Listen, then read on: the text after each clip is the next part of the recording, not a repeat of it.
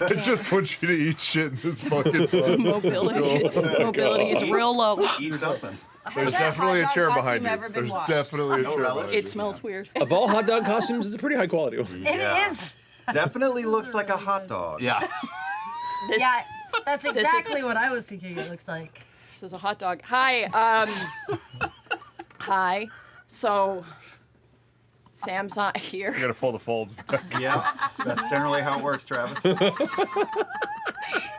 Oh, there's Hot so many dog. things I want to do with this right now, and I'm not gonna do it. I just want to say it looked different on the website.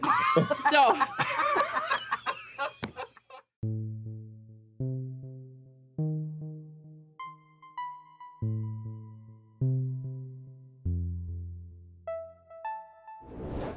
Last we left off, Bell Hells, after making contact with the Volition, agreed to aid them in a number of their current simultaneous goals against the dark leaders of Kraviris, in hopes of gaining information and aiding the revolution against the Ruidian tyrants. Upon these missions, much information was gained. Some dangerous circumstances occurred, and yet you survived and endured and began to flee the city as chaos began to erupt from within. During this time, after calling towards your mother and setting her into a personal crisis about what's right and who to align with, she scattered off into the dark shadows of the caverns. And as you fled towards the surface, through some of these winding rock tunnels, you were hunted by Odahan Thul, the Legend of the Peaks. During this fight, in which your terrifying foe unleashed her true capabilities, many of you fell and barely scraped back from the edge, but one of you did not.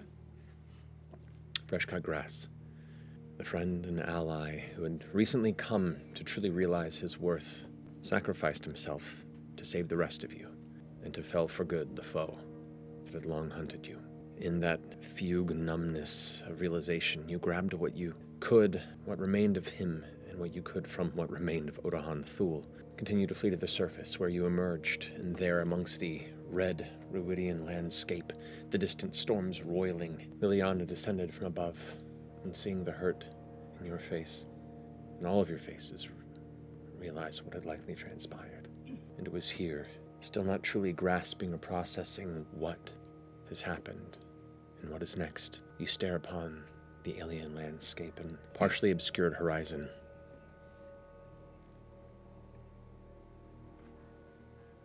Exhausted, but immediately trying to figure out where we are, if I recognize it, if anyone besides her mother is present, coming, are we in danger? Lay of the land. Make a perception check. You said you're the vessel?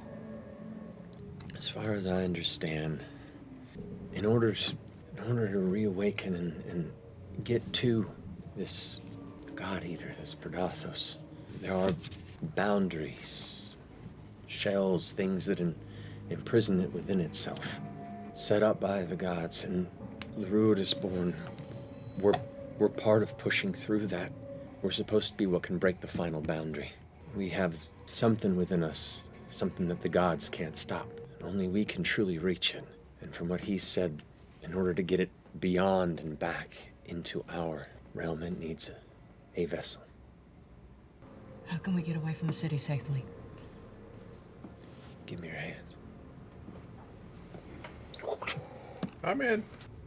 There's this immediate rushing of air and sound. You're standing at the base of the bloody bridge, carving upward, up towards Exandria above. You're still in the middle. You can see yourself standing there in the moment. And there are other, soldiers. There's quite a large military presence surrounding you. What do we do when we get to the inside? You watch as Vanguard members begin to, after they're essentially pinged in proximity to these mystics, begin to, reach for their weapons and begin to stand up, and all begin to kind of follow behind them. When it's time, turn around and tell them they're dismissed. Okay. And in no need. Okay. I twin spell. Oh god, I hope this works. Twin spell Phantasmal Force. Okay. And what they see is Liliana Timmel. What do you do, Imogen? I turn around and I look at them. No need for an escort. You're dismissed. Both of them stop.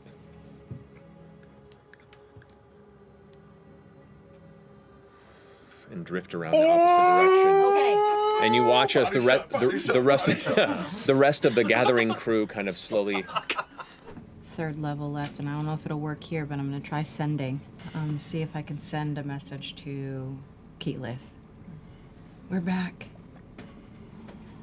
We're at the surface of the Malleus Key. Just trying to find a way to get back to you. Doesn't take too long for her to respond. That is wonderful news. I'll be at the encampment as soon as I can. Can you get there safe? Oh, that's not how this works. I'll...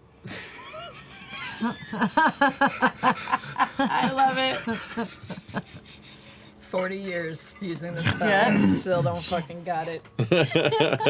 And now as you all kind of quietly walk under the stars of the Exandrian sky, in silence, looking across the distant, kind of rocky, barren horizons of the Hellcatch, really the first moment hits in where you get to begin to process what you've lost.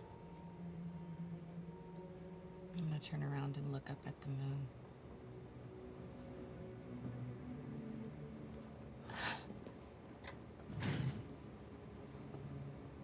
That was awful. You didn't have to do that. Letters.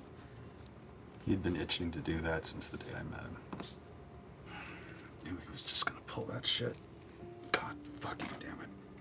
I remember your warnings to him. I've seen enough fights go south. If letters hadn't done that, we'd all be dead. Yeah. I know. I just felt like we were so close. We could have had her. We don't know that. You don't know that. She was too strong. He saved us. He made it count. We got to do the same.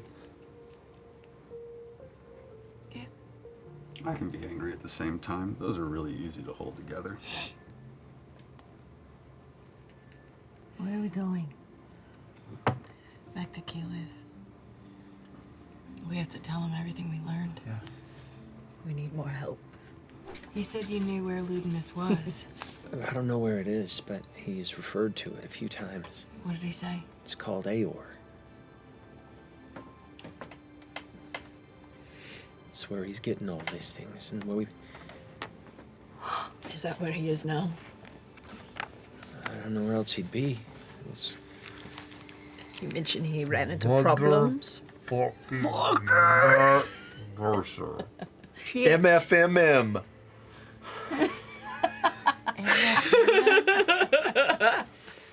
That's a t-shirt. Hashtag new tattoo. Wait, why I don't get it? Motherfucking Matt Mercer.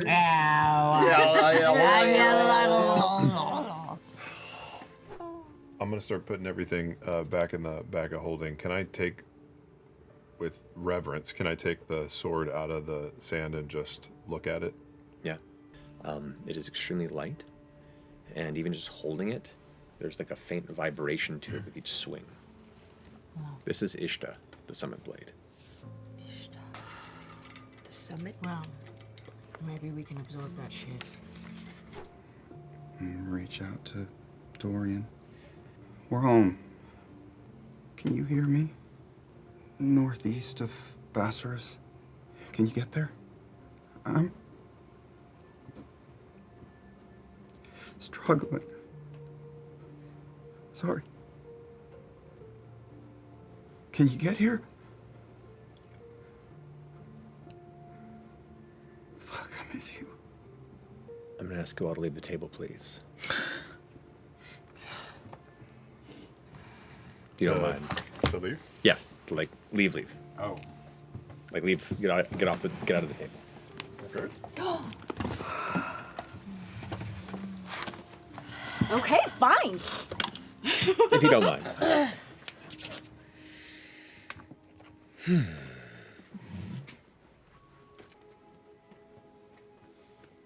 You know what? I think I'll take it from here. I think it's time to see the other half of the story. We'll do that after the break. See you soon. So, my lovely crown keepers. Kaimel.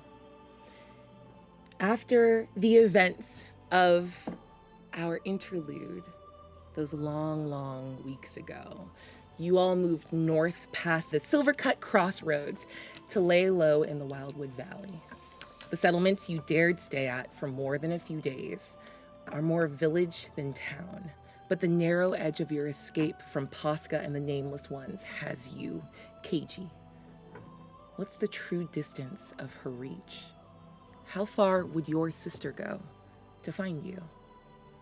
And what do you think, Firarai, she would do if she found you again? It's been almost a month of low living. The six of you, Cyrus included, have a small cache of broomstone that you all sort of harvested from your slow-moving getaway platform. Yeah, you guys were able to sort of harvest the broomstone from your platform. You have it secreted across the six of you. So in the event that you have to scatter, you all have access to an incredible amount of money. Were you able to find a place to fence it? You are not too far from Craghammer. Western is a little farther away, but those are big hubs. Posca's reach might get there. The Myriad, the Clasp, the people that were pushed out in Kymel.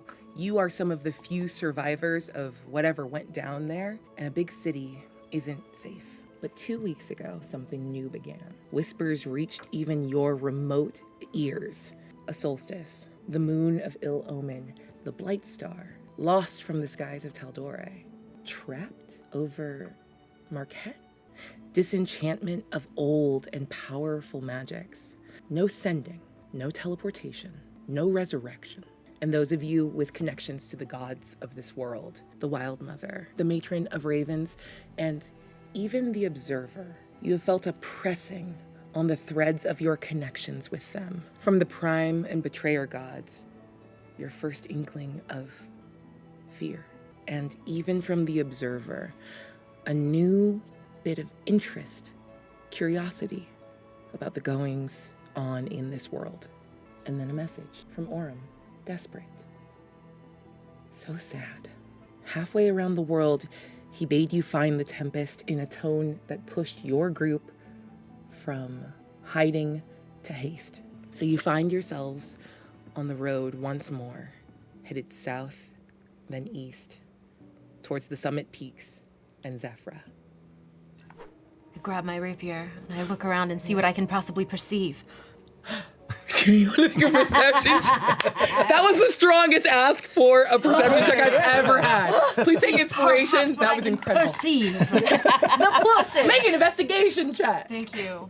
What did it feel like to Morrigan when she made her deal with the Matron of Ravens? When she committed herself to becoming a paladin of her cause? It's ineffable. I mean, it's like, finally, for once, I have a direction. And you look at Opal, trying so hard to shake off whatever this is, and you see it in a flash, in a caw, a bird's song before it hits. And Opal, it's not that she raises or levitates off the ground, but she seems to grow massive, and then she explodes out in every direction. And I'm just gonna need my map now. We're gonna get started. What? Bring my map. Oh my God. It gets stupider if you look at You need some. I mean, spooky, not stupid. My steamy. I need you, before anything else happens, to tell me who's the biggest threat in the Crown Keepers. Oh, shit. Opal is probably the most scared of Firarai. I need you to make a series of attacks against Firarai. No. No. Anything else you want to do? You still have 400 feet of movement. I'd like to move away. You can go do anything else in the world. You could go to a different campaign with the rest of your movement. You find an Arby's. You get a giant hot dog that looks like a pussy. We haven't forgotten that. We haven't forgotten. I get a giant hot dog. I look at it. It's actually Marisha. It's Marisha. In my car. Hot dog. Yeah. I'll never forget it. You see his winged boots engage, and he starts to look up at everything that just transpired. And as he sort of flutters past Firarai, he's still got his flute, and he just goes, "Better get your head in the game, Bossy Genasi. Toot toot." and gives bardic inspiration. Purview she has committed to. Shush. Apparently, that was the Wildmother telling you to give me a message. What did she say? What did she say? Did she, She said Google password required. It's 1, 2, 3, 4. Next up is Ted and then Dariax. Oh, that's right. I'm in this. But you rolled very Derek low. just wandered off. Yeah. He didn't see what was happening. Finishing half a sandwich in the He was corner. like- What's up? One of those old meat pies we had from the first. He's gonna look over at Dorian across the way after he's being plucked and pelted to the air. Be like, don't worry, we all believe in you. You're a fearless leader, and you can do this. Oh, what? And he's gonna go ahead and give him a D6 Bardic Inspiration die. Since he's taking a few levels of training up under his buddy here. Yes, I told you, pursuing a life in the arts isn't worth it. I've done nothing worth anything, so I'm not changing anything in my trajectory. You hear like a guitar string go. Okay, thank you. Incredible. So, you and I could just be 2 coins together. We are the richer for it. It's her best attempt at some kind of humor.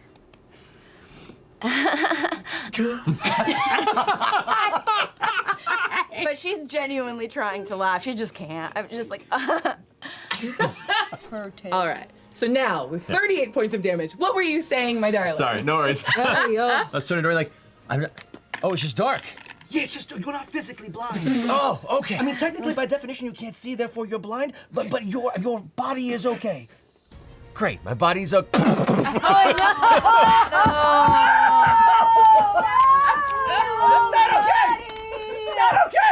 The rest of you, I need you to make a wisdom saving throw. Difficulty is 20. How'd you do? I mean, even if I tried any of my, I still wouldn't make it fail. 11. 9. You both see, from your vantage point, something horrendous. What's the worst thing you could see on the battlefield right now?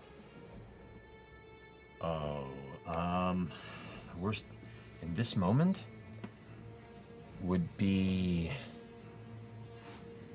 a true sign of losing Opal.